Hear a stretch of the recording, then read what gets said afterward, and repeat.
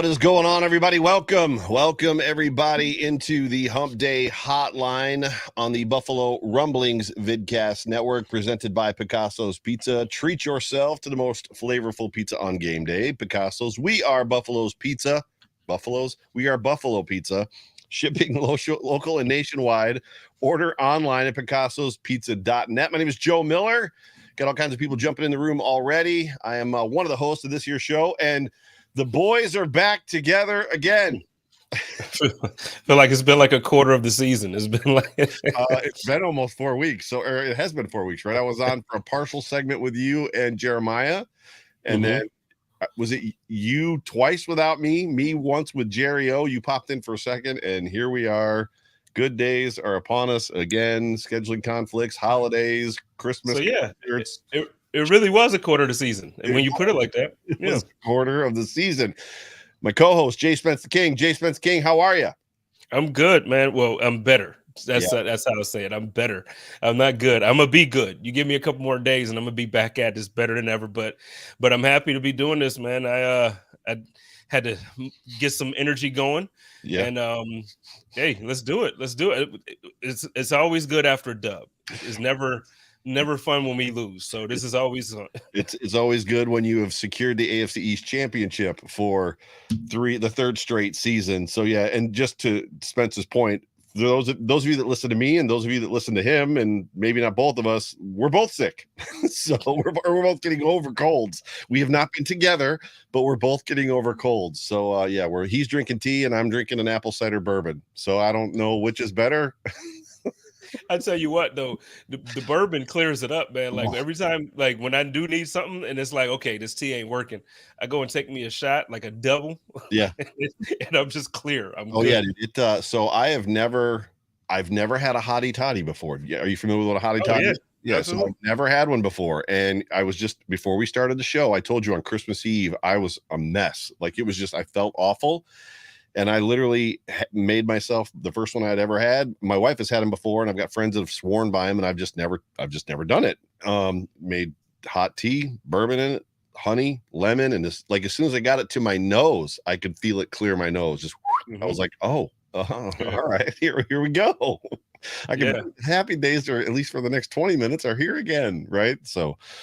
But it is Hump Day, so whatever platform you are consuming this on, please hump that like, jump on it. It's Hump Day here in Buffalo Rumblings vidcast land. It's so good to have you. The Buffalo Bills are 12-3. I have a crap ton of topics because there wasn't much to talk about for the Bears game. You've had a show. I've had a couple shows.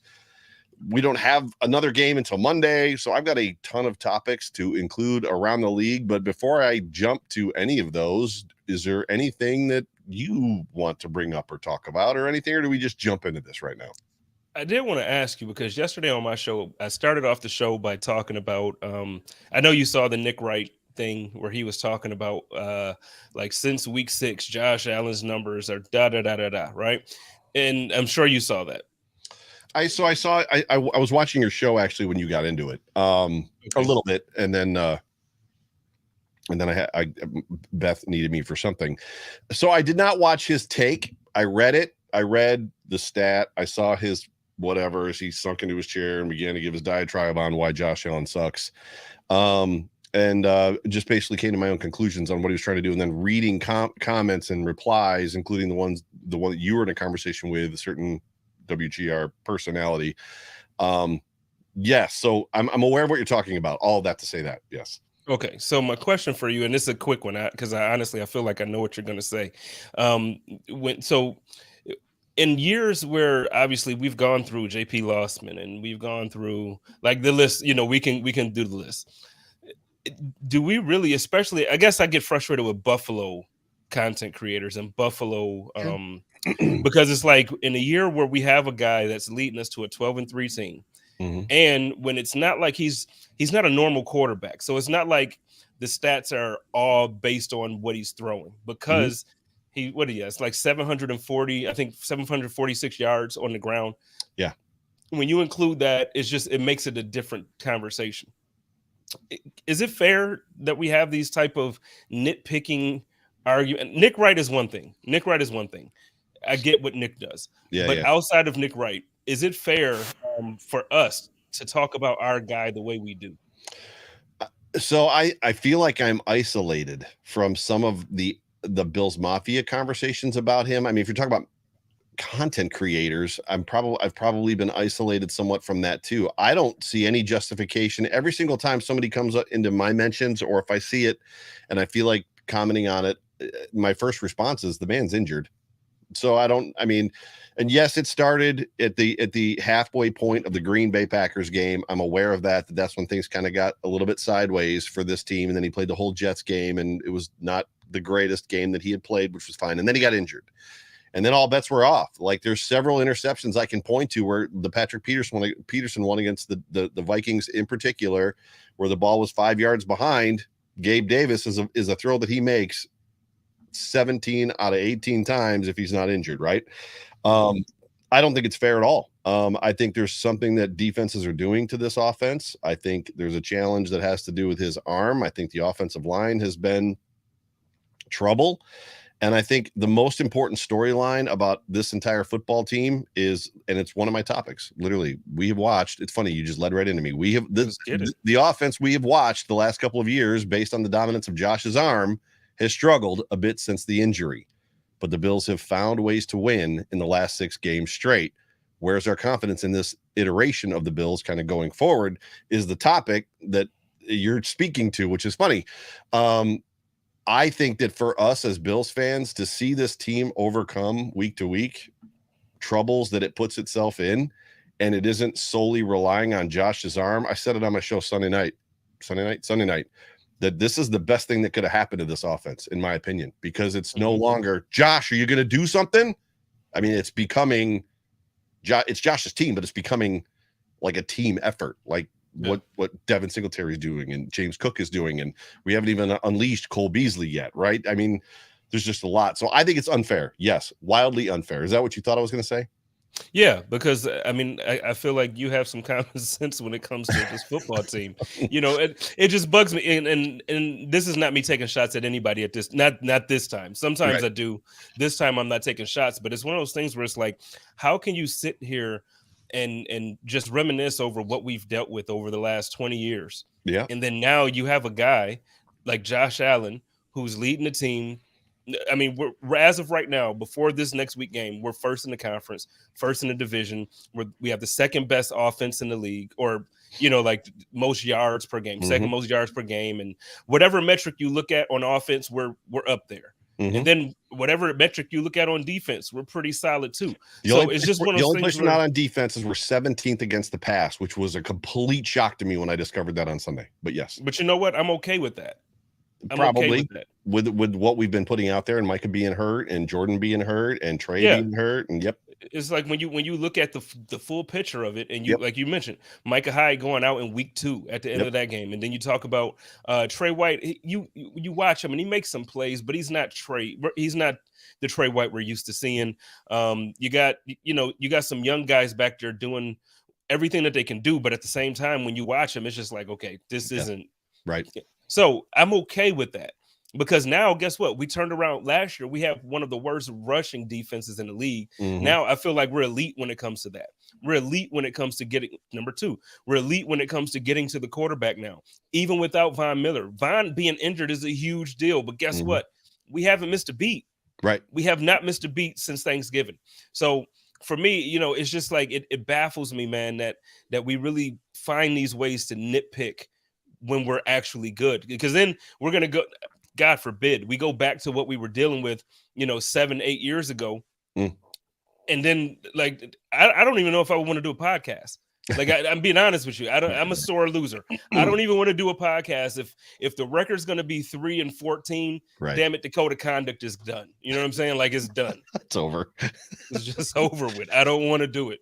So I think that, and this is, I'm not a beat reporter. I'm not a objective or supposed to be objective on-air personality. I'm a fan, and this is a hobby. And you and I have had conversations that if this ever became a situation where I could make a living doing this, equal to or better than the living that I make, I would still be a fan. And you said the same thing. I'm still going to do this and be a fan. I'm not going to be objective. All that to say this. I feel like sometimes on-air personalities, and I'm not picking on any beat reporter per se or slamming a beat reporter, but I feel like sometimes in their desire, in their attempt, and sometimes their premeditated, this was what I was trying to do, to be objective, they feel like they have to be negative, right? I have to find the negative string to pull, not, to shock the fan base, to rile up the fan base, to get clicks, but also to let people know that I'm not a fan. I'm objective. You know what I mean? I don't, and I think that that's just what happens sometimes. And some people do it more than others. And Joe's a good dude, right? I listen to him on the radio, but this isn't the first time he's done something like this, right? Oh no, well, and I guess that's why I said something to him, not Right. on the show now, but that's why I said something to him. It's like, well, if you're gonna do it, and if you're gonna be that guy that like, hey, okay, well, I'm not a fan. This is my job. Oh, well, at least like complete the job, like add context to the whole thing. And I'm not talking about excuses. There's one thing to talk about, like, oh well, like to me, an excuse is, oh well, it was. I can make up whatever, but it's an actual fact that Josh Allen played through a UCL injury. Now, I don't use, me, I always say I don't like to use injuries as an excuse. So I don't. Guess what? We're 12-3 with that injury. That's where I am. Yes. Right. 12. So a Bengals beat reporter just tweeted a little while ago, like all the number one wide receivers that the Bills have played against and what their numbers were. Right. So in expectation of what you can expect the Bengals to do against the Bills. And people were like battling him. And I literally just posted 12-3. Like, is there anything else to say besides 12-3?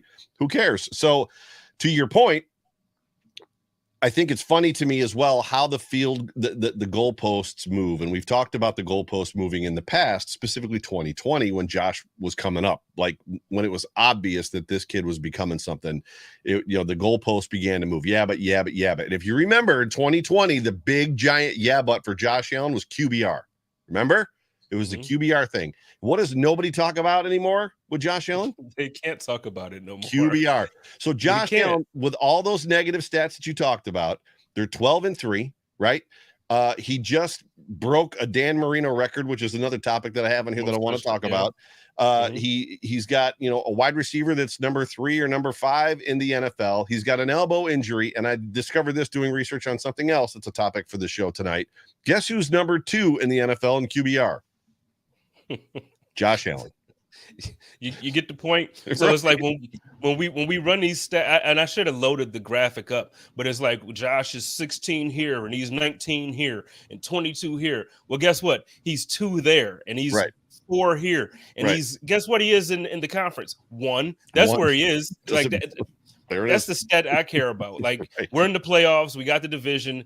Now let's move on. But I mean, like that's the thing. It just gets under my skin a little bit. And I haven't talked to you in a while, so I just wanted your perspective on it. No, I 100%. So with that, kind of looking forward, this iteration of the Bills, when you think about what I had said, that them going through some of the stuff that they're going through, I feel like is the best thing for this offense because they're learning how to win games, like willing themselves to win as a team versus Josh putting them on his back and willing themselves to win. Is that sustainable? Does that excite you? Does that concern you? Where are you at kind of on that foot? Well, I mean, you know me. So for the last 2.5 years, I've been saying we need a run game. Right. We need a run game. And now I understand that it's happened because Josh Allen kind of was the injury. Right. So they kind of started calling plays differently to kind of develop it. But now going into the playoffs, let's just say Josh rested this week and now his elbow is 100%. And now he can come out there and sling it like he was doing it in 2020. And everybody can be excited because his elbow is back. Right. But guess what? Now teams don't know how to fool with us because if they decide, you know what, we're going to go all in on stopping Josh Allen's arm. Guess what Devin Singletary can do? Right. Guess what James Cook can do? Right. And then if they say, well, you know what, we're going to put 8 in the box and we're going to stop Devin Singletary. We're going to stop James Cook. We're even going to stop Josh from running. Okay. Guess what Josh is going to do with that arm against your little zone or whatever you're trying to do back there. That's the whole point of what I was trying to argue for the last couple of years. Like, look, you can't just depend on Josh to throw for 4,500 yards and rush for 1,000. That's just not smart. Right. Now, he's basically doing that this year, but he's doing it differently because like this last game, man, can we later? I'm sure you want to talk about Devin, but Devin Singletary, man, come on! Like this past week, he just made me so proud. I was sitting here like my chest was all poked out. I was talking so much crap. I'm texting everybody who was talking about Devin Singletary ever in a negative way, and I'm like, choke on it. No, I get it. It's the Bears. I get it. Yeah, but it's been a couple weeks. It hasn't. This isn't just a one game thing. It's like consistent. So, and we can jump around. So I've got what is most exciting about the recently discovered ground game by the Buffalo Bills offense. And to me, it's watching Devin Singletary be decisive, watching the game slow down for James Cook and watching him be decisive. And who's the comp that said it? Somebody, I don't remember if it was a group chat that you were on or not, but somebody had a comp. It might've been Nate Geary, also a Buffalo or a WGR personality, that said James Cook seems to be CJ Spiller with vision. And if that's true, I mean, CJ Spiller was a monster talent. And the one thing that he lacked at times was just that little bit of vision. And Cook seems to have that dart for daylight feel to him, right? I know I'm supposed to go there, but daylight's over here. So I'm going that way. Something that we love Zach Moss. Both of us do. Zach does not have, right? So, I mean, that's what's most exciting for me is just to see the growth in Singletary, to see the growth in Cook, to see the growth in this offensive line from a run blocking standpoint. But yeah, I mean, I'm sure we could talk about it for days. Well, I'm agreeing with you for that. But then also I'll take it a step further and say, even from a coaching perspective, you go back a couple weeks now to the Miami game, and there was 6 minutes and change left on the clock in the fourth quarter. And we have not been able to just say, okay, we're going to run when we're going to run. Right. We're going to control the clock for the rest of the game. We're not going to let you get it back, and we're going to kick a field goal with 4 seconds left. We haven't been able to do that. Right. So that's what we did against Miami. That's what we've been able to do. So now that's the part that's exciting to me, where it's like, okay, if I got it, you pick your poison. And matter of fact, when the game is on the line and it's close, we're not going to let you get the ball back. We can run it down your throat, or we can throw it over the top, or we can go down the field methodically through the air because we got Cole Beasley back, or we can, however we want to do it. Yep. So that's the most exciting part for me. And Devin Singletary is growing. It's going to be so tough because I know they're going to let him go over the summer. Like, I don't have any intel on that. I don't have any. It's not like my notes. Are you reading my notes? No, but it's the way the Buffalo Bills run their organization. They're very smart. Yeah. You can replace running back every year in the draft. Like you can get a third, fourth, you can do that. So they're not going to keep him. Yeah. But to see him develop into this now, it's just like, oh man. And hopefully it's everything that we need for this year to win the Super Bowl. Like that's the goal. But my man, shout out to my man John. He says, I'm feeling the same way right now, Spence. I'm tired of how Joe and Pat can do no wrong. Talking about Joe Burrow and Patrick Mahomes can do no wrong. I just had to make sure. I read that and I was like, me and Pat Moran? What about us? Like Well, I was like, I don't want Joe from WGR to think I'm taking shots here. But I'm tired of how Joe and Pat can do no wrong and teams are praised, yet we critique this Buffalo or the Bills as a team. I agree with you, man. Like we look for, and I do it too. Like, trust me, I'm sitting here complaining like Sunday, like during the game, I'm like, man, I really miss Andre Roberts. We won the game 30 something to not 30 something, 35-13. Yeah, so we blew them out, and I'm sitting here nitpicking the fact that the special teams don't look as special as I'm used to them looking. But we've been spoiled over the last 7-8 years. You got to think about it. The Buffalo Bills special teams unit has always consistently been one of the best in the league. Yeah. Now this year we look very mediocre. It's true. Yeah, it's very true, and I talked about that on the Overreaction show. But Bills fans as a whole. And at the end of the day, that's where I got the name for my entire show, right? Was just the fact that we expect the Bills to win 56-4, 56-4 would be bad, 56-3 every single game. But there can be no. And at the same time, you and I as content creators were in a bad spot, and this year has been difficult because we're having to you got to talk about something, and you can only talk about how great Devin Singletary's been and how injured Josh Allen is and how good the defense has been. So many times, week after week after week after week. So at some point, you have to bring out some of the negative. You have to talk about some of the things that need to be fixed, And like the Phoenix show, as you know, we don't use the word bad. So we do, good, bad, ugly, or good, bad, or whatever. We do good work, like what needs work, because we don't really want to disparage anybody. But this season has been a challenge just because they've been winning close games in games where they've hurt themselves, but they've overcome it. but at the same time, they're still winning. And then I had a show a couple weeks ago where people are piling on me about being negative. And I'm like, I'm not being negative. I just got to talk about something or the show's going to be 5 minutes long. Victory Monday. See you next week. Yep. Because I mean, there's only so much we could talk about how great Josh Allen is, how good Von Miller is, and then without him, so shout out to Johnny. He says this team can go 3-and-out or drive on any team. Yep. Any team, any time of the game. As you say, Joe, the Bills can defeat the Bills. Dude, I felt, I don't know what the word is. I felt like somebody was watching my show. It was Monday on Good Morning Football, and Schrager literally said that. He said, I think it was Schrager, was like, to be honest with you, the only team that can beat the Buffalo Bills, and then the rest of the table said, is the Buffalo Bills. It might have been McCourty. And I was like, oh, I've been saying that for like 5 weeks, 6 weeks. So it felt great. It's the absolute truth. The only team that can beat this team is the Bills. The difficult part is they have hurt themselves. They have continually found way, including this last game, 3 turnovers to 1. You know, Josh had some errant throws in there. One sailed on him and one was an ill-advised, probably a bad decision. Didn't see the backside defender, whatever. But they hurt themselves. Like they find ways to hurt themselves, but they're finding ways to overcome it, which is important. And you just got to hope that they're going to whatever the word is, expect them to start putting it all together and playing more complete games. We've probably seen 1 or 2 complete games from this team this year where offense, defense, special teams have all contributed and all played well. And if Allen gets healthy, I mean, the sky's the limit, right? There's who's going to stop this football team? The Buffalo Bills. That's it. You know, because like, so with respect to, we have a big game coming up next Monday. So with respect to the Bengals, I think the Bengals have a really good team. I think they have a really good quarterback. But I tell you what, they don't scare me. Like, they're not a team that I wake up and I'm just like a couple years back when the Bills had to go to Arrowhead to play the Chiefs. It was just like, oh man, like this dude Patrick Mahomes is. I don't have that feeling right now. I wake up with the feeling like we can beat anybody, and it doesn't matter if we have to go there or they come to us. We can beat anybody, and because even I still get I'm upset about the Miami game in week 3.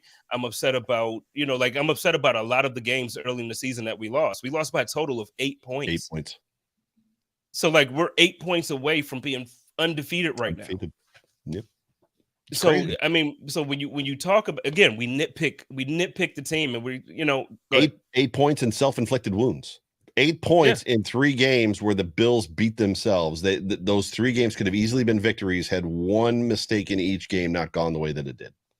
And the Jets game ticks me off for multiple. So like this season, my nitpicking thing, I've been a little bit rougher on Gabriel Davis than most. Yes, because I feel that Gabriel Davis, the expectation going into the season as a wide receiver 2, and the way Josh was talking about him. Well, I look at Davis.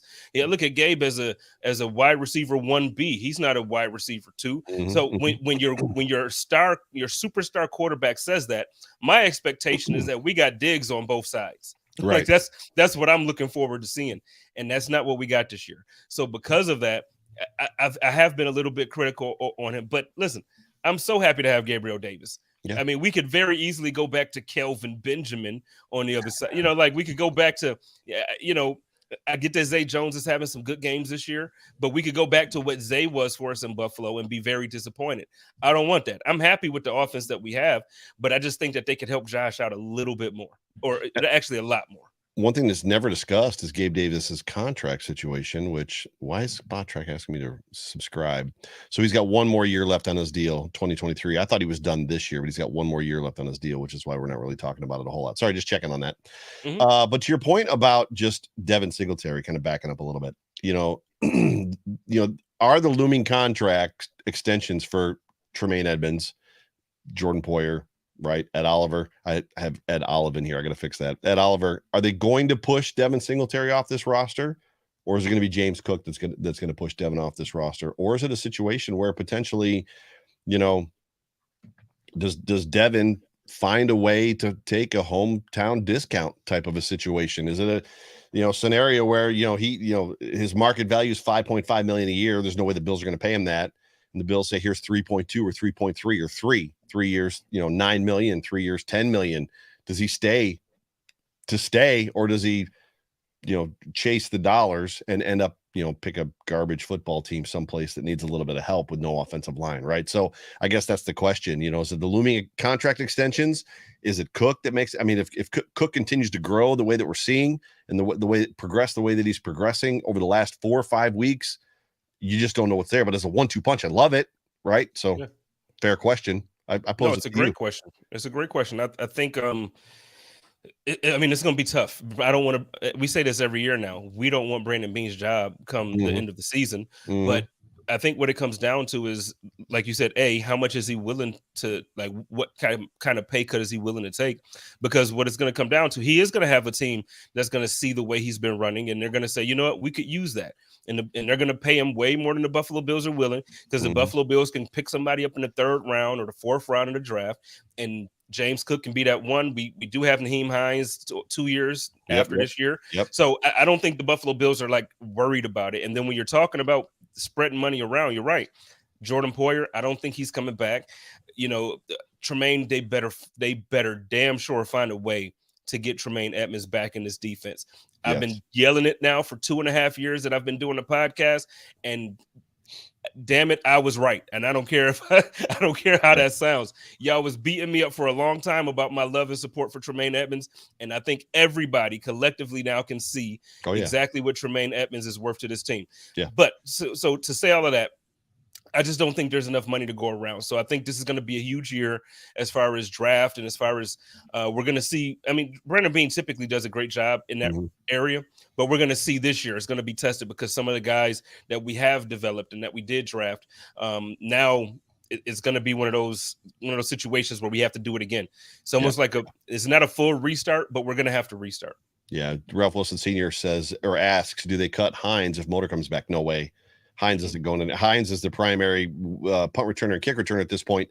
And for me, you almost wonder if the Bills look at Hines, and if they thought about that when they brought him in, maybe we don't use him as a running back now, but next year, if Cook becomes what we want him to be, and we have to let Singletary go or draft, right? If we have to draft a guy next year to go with Cook, maybe you hope that Hines can fill that role. But I would think that if Cook becomes, dare I say, a semblance of his brother, right? Something he doesn't have to be Dalvin.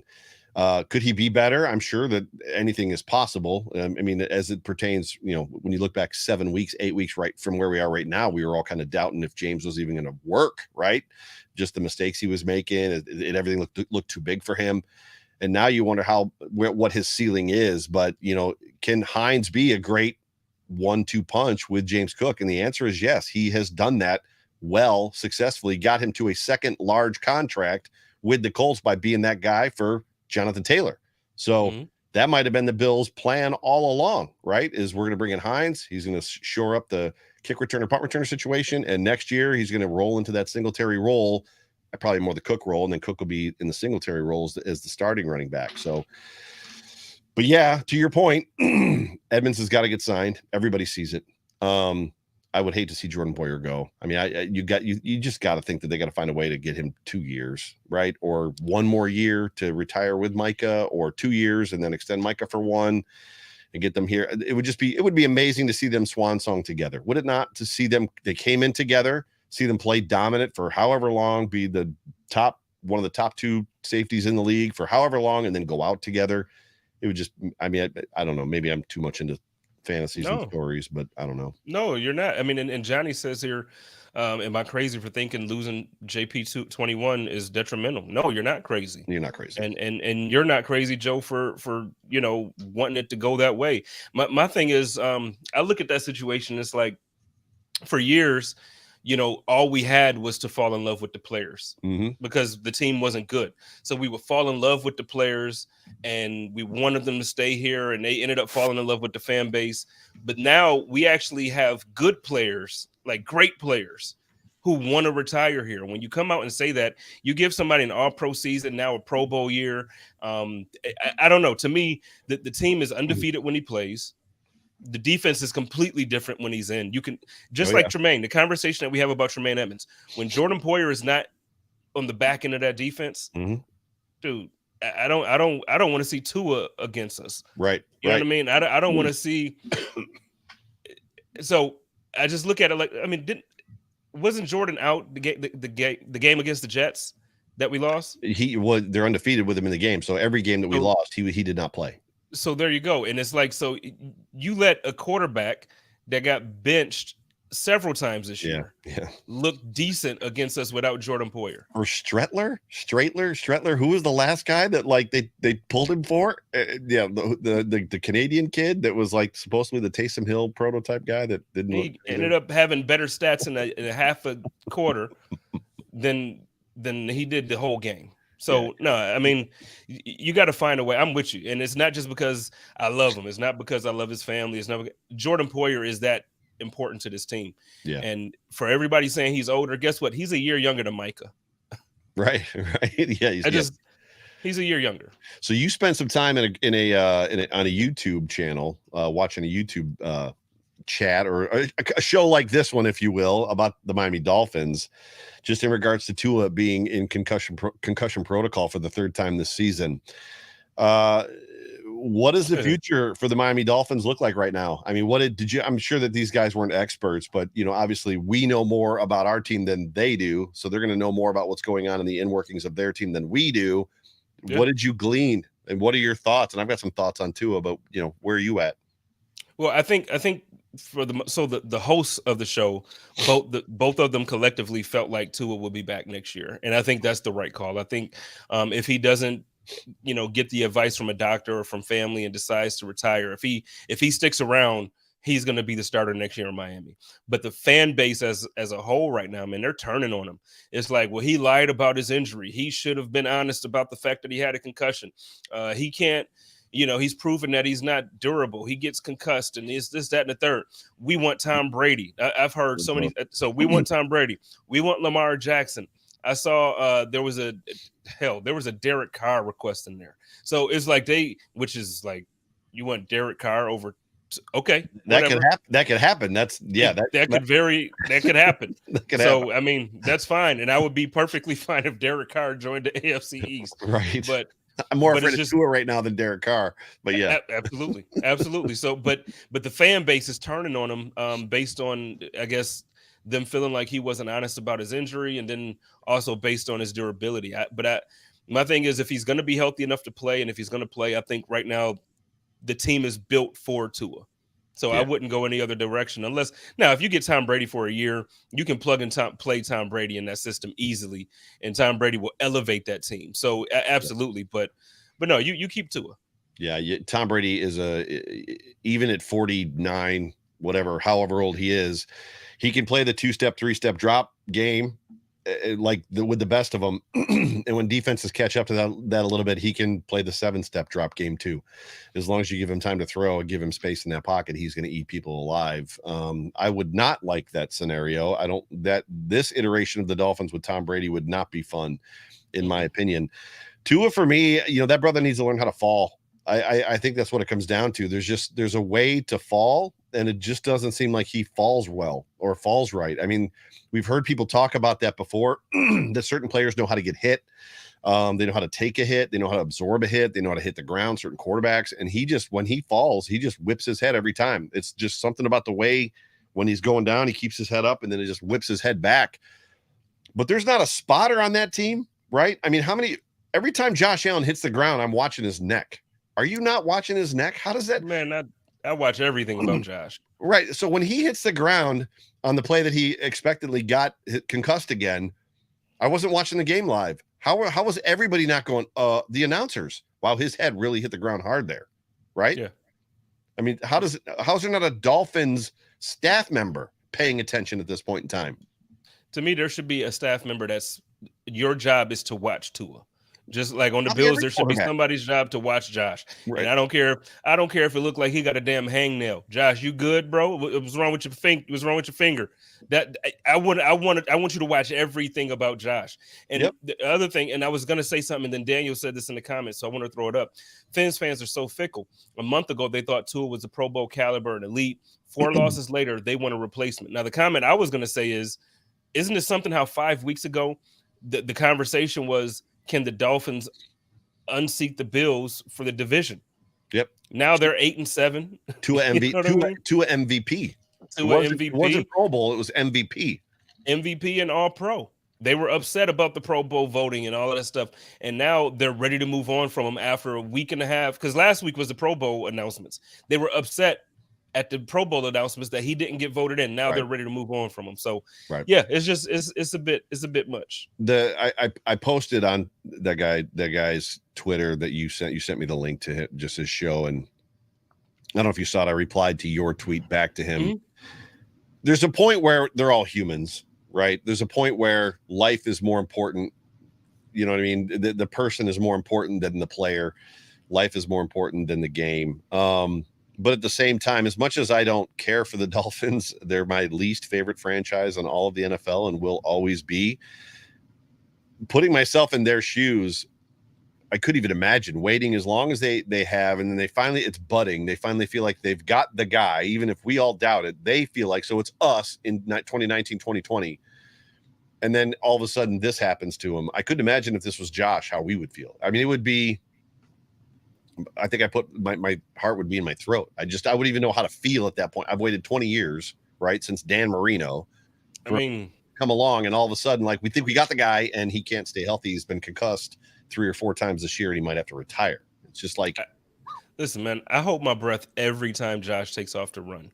Every single time. Not because I think he's fragile. He's not fragile. He's a freaking mammoth. I get it.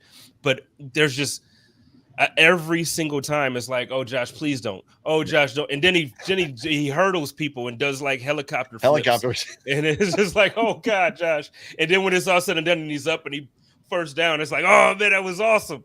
But man, I hold my breath every single time. So I can only imagine, a guy like Tua's size.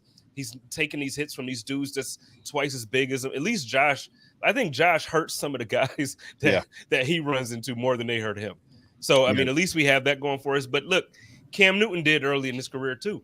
Yeah. So I have a genuine concern about that with Josh. But right now he's young and he's he got the energy. So I'm gonna roll with it. But man, I hold my breath every single time. Yeah, and you said there should be somebody watching the quarterback, every quarterback, and that's probably something that's true and needs to happen in the NFL, and maybe it evolves to it, because Josh said on his Basement podcast, or Kyle Brandt's podcast, Basement podcast with Josh said that, I understand the makeup of the player and that he wants to go back in no matter what. Right. So to have, which is why they take the helmet from whatever player it is. Like if they feel like something's up, they stop the game, they come out and they yank your helmet away from you until they clear you, because they know that you're going to be like, I'm good. Oh, it's my back. It was just my back. Mm-hmm. So the idea that, you've got somebody, just a spotter that's making $50,000 a year, some stupid low amount of money that literally is just queuing somebody up if his head hits the turf a little too hard, or if he gets, whacked just a little bit hard. But so Pam, I thought you wanted me to read that. So Pamela says Josh only gets hurt in the pocket. People always worried he's going to get hurt running. It's right now that statistic holds up. But it only takes one time. It only takes one. Right. So it's it is what it is. It's I mean, and you know what? Earlier in the comments they were talking about Josh being concussed when he got hit by the Patriots player, and then I still question, and maybe I shouldn't do this publicly. I feel like Sarah Larson said this on her show before too. I feel like the Packers game, I do question if Josh concussed the same exact way Tua got concussed this time when his head hit the ground. Yeah. Because I feel like that game, if you look at the first half compared to after that type of hit, Josh wasn't throwing the same. He wasn't running. He just didn't look the same. Right. And, now he played the next week. He didn't go into concussion protocol, whatever. So I don't know, maybe. But I do, like I said, I worry. Yeah, Sarah says in the comments, Packers game. Yep. I do worry about Josh Allen taking certain types of hits and running. But to Pam's point, so far he hasn't been injured besides when he's been in the pocket. And man, I hold it. I hold the breath every time. Let's keep that streak going. So moving into this game, I've had people ask me, so I'm just going to break it down in the most clear way that I can. And I tried to break it down clearly before and messed it up. I didn't mess it up. I just gave it in such a way that it was like, that probably wasn't very clear. This week, Monday night, the fight for as is every Bills game has been for the last 5 weeks, the fight for the number 1 seed is out there. So if the Buffalo Bills win this week, They obviously hold on to retain the number 1 seed. They cannot have, obviously, I'm just going to state it because the question is going to come up. They cannot lose the AFC East. They are AFC East champions. They are guaranteed at least one home game in the playoffs. So if they aren't the number 1 seed, they're going to at least get the wild card weekend in Buffalo. If they end up the 2 seed, they'll probably have 2 home games in Buffalo. And then if the 1 seed gets knocked out, they'll end up, if they're the 2 seed, they could end up with 3, but the idea is to get the number 1 seed. So the Bills have to win, more than likely have to win out. The Chiefs are relying on the Bills losing a football game, and they have to win out. If the Bills lose a game and the Chiefs win out, the Chiefs are the number 1 seed. This is where it gets tricky. The Bengals, and this is why it gets fun. This is going to be a fun 2 weeks in the NFL. The Bengals have to beat the Bills. So step 1, we got to beat the Bills. If they beat the Bills, they slide into that number 2 spot because they've got the tiebreaker on the Bills. The Chiefs, if the Chiefs win, are still number 1. However, if the Chiefs lose a game, one game, they now have the tiebreaker over the Bills and the Chiefs. But where it gets really murky is the Bengals are at risk of losing their division. The Ravens could still win out, and if the Bengals lose out, because they play the Bills this week, if they lose, and then they finish the season with the Ravens, if they lose that game, the Ravens could end up being the AFC North champions, and the Bengals would be a wild card team. So this whole thing is kind of fun and cool, but the Bills need to basically win out. The Chiefs need to win out. The Chiefs have a very winnable game this week. They're playing the Broncos, who just fired Nathaniel Hackett. Bet you no Bills fans saw that coming. The question is can the Broncos do what the Colts did and rally around themselves, right? Dog in the corner mentality type situation. And are the Chiefs maybe looking ahead to the Raiders? But then the Raiders just benched their quarterback. And it's like, but wait, before we even get to just talk about that game real quick. The Chiefs and the Broncos. Man, 2 weeks ago, the Broncos were giving the Chiefs everything that they had, and before Russell Wilson went out with a concussion, I'm just saying, go back and look at that game. I'm not crazy that they made it really hard for the Chiefs that game, and it very easily could have been the Broncos' best game of the year. That injury to Russell Wilson, that concussion, completely changed the dynamics of that game. And division games are always hard. So I'm not one that's going. Now, do I think the Chiefs are going to lose? No, I think the Chiefs are going to win it. You know, they're fully healthy. I looked at their injury report today. There was nobody on the injury report for the Chiefs. 0 injuries. So I do think, but they almost lost to the Texans in overtime. How do you almost lose to the Texans in overtime, man? The Chiefs have not played well. They played the team I thought was going to beat them, the Seahawks. They actually beat pretty easy. They beat them by 2 touchdowns. Yeah. So it's like, I don't know what's going on with the Chiefs. I do think, though, like I said, the Chiefs are healthy now. They're gearing up for the playoff run like everybody else right now. But don't sleep on the game. Just because Russ has looked bad, I know he's been cooking horribly, no seasoning and all that stuff. He ain't been doing stuff. But you never know, because we thought that last time, and they were giving them everything they had. So let's see. I mean, the Chiefs could absolutely lose this week. How about this? If the Chiefs lose this week, so they lose to the Broncos, right? The Buffalo Bills go into Monday night playing the Cincinnati Bengals. And literally, if they win, walk out of there with the number 1 seed clinched. And and weeks 18, 17 doesn't matter for the Buffalo Bills at all. Conversely, if the Chiefs lose and the Bills lose, now the Bengals have to beat the Ravens and the Bills have to beat the Patriots, right? Is what happens. And if the whatchamacallit, the Bengals lose to the Ravens, it gets interesting. So Chiefs lost, Bills win, we clinch, and then the problem is the Bills have 2 weeks where they don't have to play their starters. So what do you do at that point? Like, one's a bye week. Do they play the Patriots a half, which is probably what McDermott does? That's what he did against the Dolphins that one year that we beat they needed to win, and they're in, and the Bills put 55 on them. But see, we didn't have the bye week. I feel like having the bye week, I wouldn't want my guys to be off 2 weeks like that, because that's really rust. Oh yeah. Then, you now that second week of the playoffs, you're talking about playing either the Bengals or the Chiefs, right? Because then whichever 2 of those teams we don't play, then that's the next team we play in the AFC Championship. So no, I would much rather them play that last game of the season, take the 1 bye week, and then come back. I don't want 2 weeks off for the team. No, I don't need that. I'm going to ask you a question. We're getting close to time, but we're now completely on to Bills Bengals, and I'm sure that you've got some questions that you might want to ask as well. But this is the first of what should be multiple meetings between Allen and Burrow for the coming decade. So if they both finish as the 1 seed this year, so the Bills are the 1 seed in their division. If the Bengals finishes as the 1 seed in their division, the Bengals are going to play next year.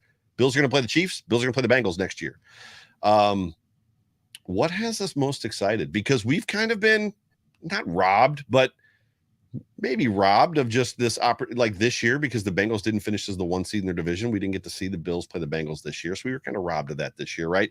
You want to see that Elway, Marino, Kelly thing every year. You want to see that Allen, Mahomes, Burrow thing every year, right? I mean, this is why we sign up for it. Well, that's the thing that got me excited, because now I think this is the beginning of it. We've already seen Josh and Mahomes. Mm-hmm. You know, we've seen that battle a few times now. I think now you're going to add Joe Burrow to that conversation. And I think next year they just made the playoffs for the first time with Justin Herbert. I think Justin Herbert is going to be in that mix. And I know there was a lot of questions about him this year, but you're going to have a 4 quarterback battle. No disrespect to Lamar Jackson, no disrespect to any of these other guys, but to me, those are the 4 guys in the AFC, and man, it's going to be fun for years to come. I'm hoping that we have for this last generation of quarterbacks. I'm hoping we have the Tom Brady of it all. You can have a Peyton Manning. I'm cool with y'all getting the Super Bowl there, Right. but we want 6. I'm hoping that we got that guy, and I feel like we do. I think we got a unicorn. We got a guy from a different planet, and I just that's what I'm, because Josh, man, he has this it factor where, like, when the lights are on and they're brightest, that's when he plays his best football. Yeah. And those games are always going to be prime time. When it's the Chiefs game, it's always going to be prime time. When it's the Bengals, always going to be prime time. And if Josh shows up on prime time games like that, then I'm excited, man. Like, I just feel like I want to see him in the Super Bowl. Yep. So bad. Like, if you show up and I know I just skipped all the playoffs and I skipped the whole conversation you're talking about, but it's because of that conversation. Like, those games are going to be prime time. And when Josh is under the lights, man, he's the biggest, brightest star there is in the NFL. And I just can't wait to see him on the biggest stage. Hopefully it's in Glendale in February. That's what I'm hoping. Yeah. Is there a talking point? So my last point for the Bengals game, I'll just throw it out there, and then we can just kind of, I can rally around conversation stuff. Yeah. The Bills have faced offenses this year with multiple weapons. When you think of, obviously, the Chiefs, when you think of the Dolphins twice, and the Bills, by and large, shut down the Dolphins both times. They just didn't come out of the winning end, in week 3. How do the Bills stop the Bengals? Do you think they're capable? I do. I think the Bills are absolutely 100% capable of beating this Bengals team and slowing it down, not shutting it down. I don't think Jamar Chase, I don't think one of those big 3 are not going to have a big game. One of them is going to get their yards. 2 of them possibly could do well, but I think that they're going to produce. I think it's just a matter of, can the Bills contain that offense, the defense contain that offense the way that it needs to. I think we're going to see a lot of Joe Mixon. I think the Bills are going to be like, no, Joe, and you guys on the outside, you're not doing anything. I think we're going to see a lot of Joe Mixon 8-yard runs, 7-yard runs, 10, 11-yard runs, and then just try to force them to just work a 12, 13-yard play drive down the field, hoping they make a mistake. And I think the Bengals are going to try to do the exact same thing to the Bills. I think they're going to try to keep the Bills from biting off 20-yard chunks at a time. So this very well could, to me, turn into a Joe Mixon versus a Singletary Cook type of a football game, Singletary Cook Josh type of a football game. And even in that scenario, I'm giving the advantage to the Bills, right? So yeah, I think this is a very winnable game for the Bills, in my opinion. I think this defense is up to the challenge.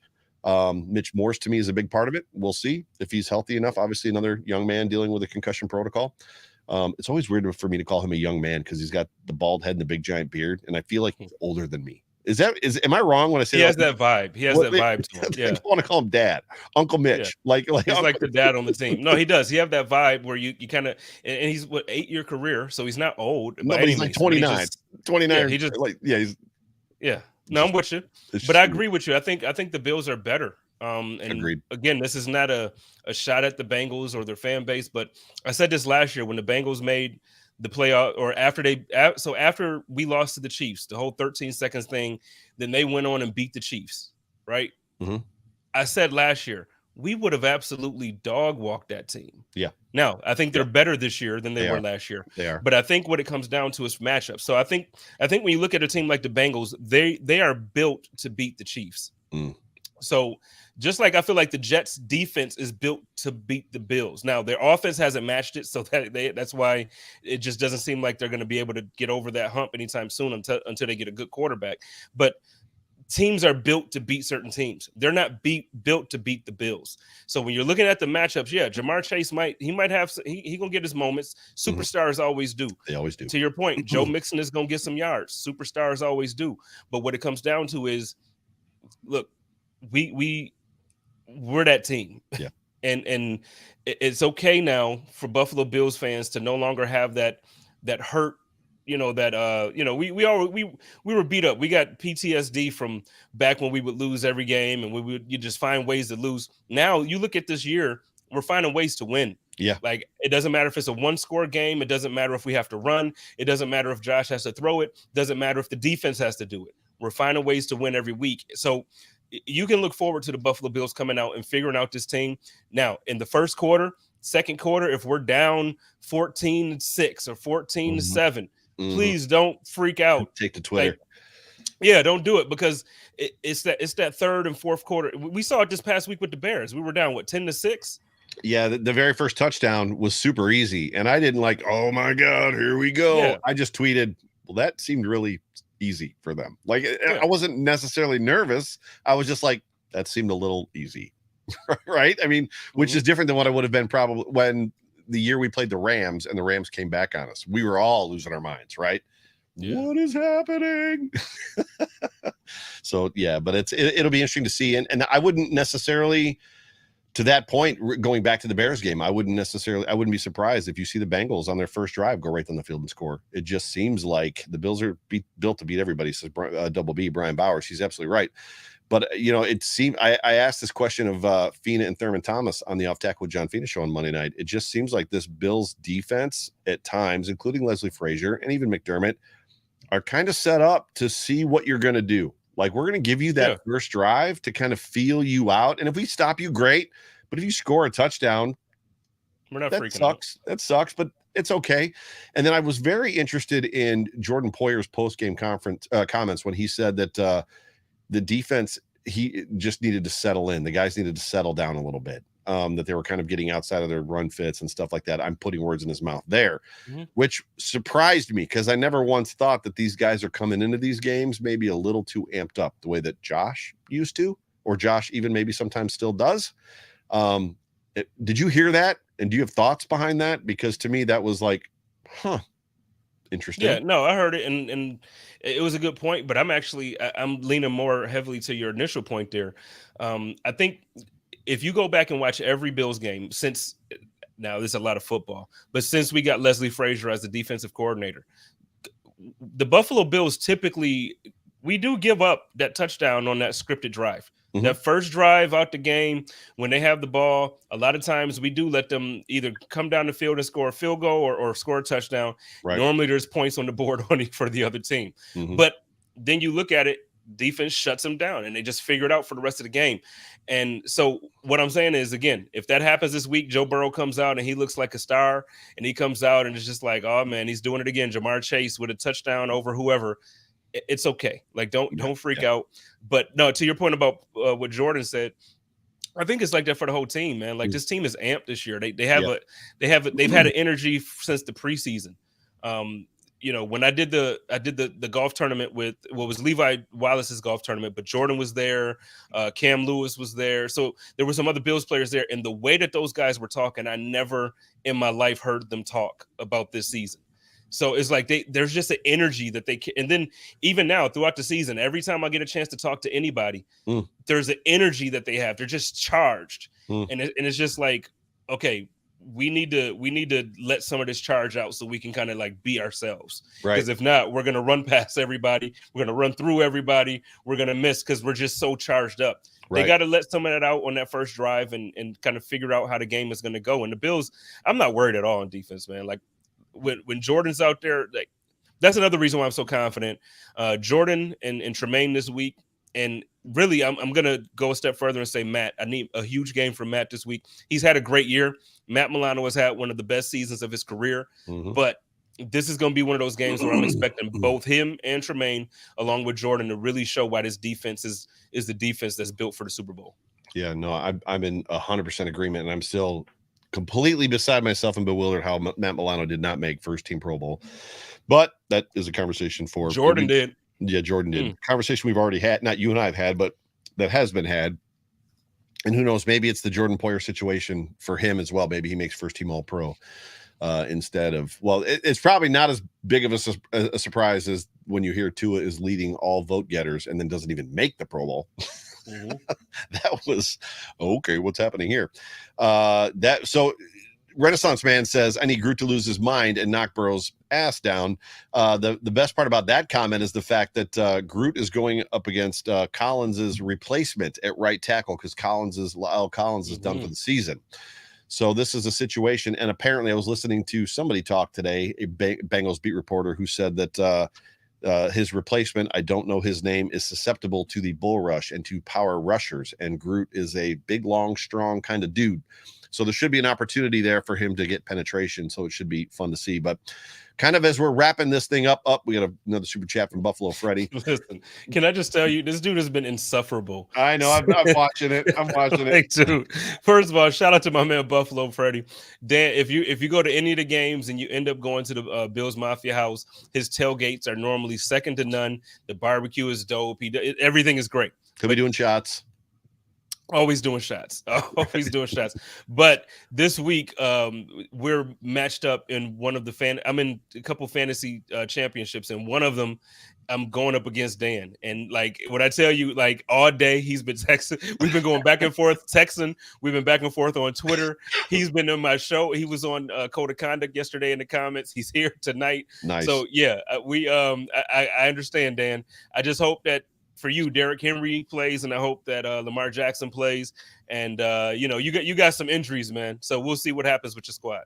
We'll got some injuries, he said. That's hysterical. So yeah, I'm gonna take that down. So yeah, just kind of wrapping the show up as we are at that time. Game predictions and stat lines for Josh Allen. Clearly, I don't know if Buffalo Freddy wants to throw in a stat line for Joe Mixon, but I know that you don't want that stat line to be very big. I would expect him to probably have a pretty okay day in this game. Here's the thing. I have Joe Mixon in my other championship, so I do want him to have a big game. Right. I'm like fighting myself right now. But yep. No, I think Josh is going to have again, bright lights, Monday Night Football. Yep. I think it's going to be one of those Miami Dolphins type games that we had this past couple of weeks. I think Josh is going to come out maybe 285 to top out at 315, maybe. So 315, I say 2 touchdowns through the air, 1 on the ground, and I give Devin 1 on the ground. Oh, that's nice. So I'll give you my Josh predictions, just some player predictions too. So for me, it's the weather. I think there's going to be a great deal of 50 degrees, 52 degrees, no snow, no real wind. This is like a summertime. Yeah, this is like a summertime football game. And now that goes for the Bengals too. The Bengals have been playing in the cold just like everybody else has in the league. That's funny. 117 for Mixon. I think Josh Allen has a pretty good game. I think they're going to try to do what they can to limit him. I think their ground game is going to do enough to kind of bring some open stuff. I wonder if we're going to see, one of my topics tonight was about Beasley. And are we going to see Beasley kind of put into this offense a little more this week to pull those 2 safeties down, to pull one of them down to kind of open up the field? I bet you, I like what you said, Josh, in that 315 range, probably going to account for 3 or 4 touchdowns. It's going to be interesting to see. The Bills don't, oh man, how do I want to say this? The Bills don't play the chip and chunk game well. And what I mean by that is they'll go down the field slow in a 13 or 15 play drive, but Josh is still going to throw the football. They're going to go down the field that way, handoff. It seems like they can now, but that's just not what they're going to do. So I think Josh rolls in at, like I said, around 315. I'm right there with you. Accounts for probably 4 touchdowns. And you know what? Because when he does that too, it ends up 3rd and 12, and Josh throws for a 14-yard first down. We don't do the 7-yard or the 5-yard gain on first, and then the 7 on second, and it's first down. We don't do that. We put ourselves in a hole, and then Josh is Josh, and to do something crazy. that bugs me. But it's phenomenal to watch, man. Two things to that point. One of them is not being talked about at all, and that is that 3rd and Josh is kind of back. Like when the Bills are 3rd and 17, Josh is finding that receiver 18 yards downfield. 3rd and 12, he's finding the guy 14 yards downfield. And there was a gap there where that was kind of missing. Another thing that happened this past weekend against the Bears is the Bills ran it, I think, twice, 2 or 3 times on 2nd and long, 2nd and 10 or 2nd and 8. And they picked up like 6 yards on 2nd down with the run game, which they tried to do ad nauseum last year, and it never worked. So there's a lot of interesting folds to this Bills offense right now that's kind of happening. So final score prediction for me, I saw some 20s to whatever, and there's a whole bunch of people putting their score predictions in, which is freaking fantastic. I'm in that. I saw some people do like 24-20. I think this is going to be a potential for a shootout in that 38-35, 38-31 was what Sarah Larson said. There's a chance somebody could do 42, right? 42-37, 42-40. I don't see this as a 10-9 game. Do you? No, but I do think our defense is better than our fan base is giving them credit for. I don't think they scored 30 points on us. Wow. The Dolphins scored 29? The Dolphins did score 29, and Jamar Chase is that dude, and so is T. Higgins, but they don't have the same speed as the Dolphins, and that's our weakness. Hayden Hurst is also back in this football game. Yeah, but they don't. The Bills' defense weakness is speed. Yes. And as much as, again, Jamar Chase is that dude. So when y'all hearing me, this is not bulletin board material. He is that dude. T. Higgins has speed. He is that dude too. They do not have Tyreek Hill and Jalen Waddle speed. True. Very true. But they also have a better quarterback. So it's going to be a fun game. Settle in and enjoy every minute of this football game. It should be a lot of fun. With that, ladies and gentlemen, you have been tuned into the Hump Day Hotline on the Buffalo Rumblings Vidcast Network, presented by Picasso's Pizza. My name is Joe Miller. That is Jay Spence the King. What's tomorrow? Tomorrow is 3-Man Rush, right? Yes. Friday's Food for Thought. Food for Thought, and after the snap. After the snap is Friday. So have you talked about, I don't think that's been talked about on our show at all. Do you want to talk about that show? Yeah. I don't know if I have the brand stuff in here. Probably not. But ladies and gentlemen, in case you don't know, please make sure you just keep checking in with the Buffalo Rumblings podcast and Vidcast Network, because we got some dope stuff happening. We have Blake and Reed Ferguson, 2 active members in the NFL. Both are long snappers. Obviously, we love Reed in Buffalo. He is the long snapper here in Buffalo, and his brother Blake is the long snapper down in Miami. They joined the SB Nation family the week that the Bills actually hosted the Miami Dolphins, and we beat them. So they had a nice little Ferguson Bowl thing going on that they have now. This week coming up, I believe that the show, they're recording tomorrow, I believe, so the show is going to drop Friday as well. Going to be a good show, so make sure y'all check them out. Give them some love. If y'all don't follow them on Twitter, go follow them. They're fun follows, man. They joke. Yep. Reed absolutely talks back, and he has some fun with you. Then Saturday is the chop up. We're going to get back to the chop up. I apologize for missing that last week. I was not, as Joe said, we both were sick. I was not feeling up to it. So, we got a lot. Good stuff all the way around. But final thoughts before I get us out of here? Man, go Bills. You're early on that final thought. Ladies and gentlemen, thank you so much for tuning in to the Hump Day Hotline. For me, for Jay Spencer King, for Buffalo Rumblings, we love you guys. Go Bills. Go Bills. Go Bills.